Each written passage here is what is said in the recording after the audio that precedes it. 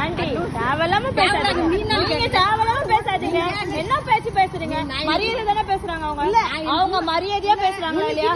அவங்க மரியாதையா பேசுறாங்களா இல்லையா? மரியாதையா பேசுறாங்க. போன்ல வீடியோ எடுத்து நீங்க போடுங்க.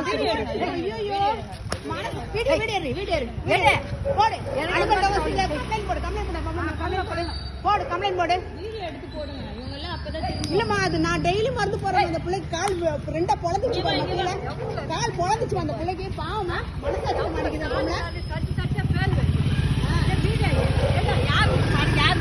அது போய் மாட்டு காட்ட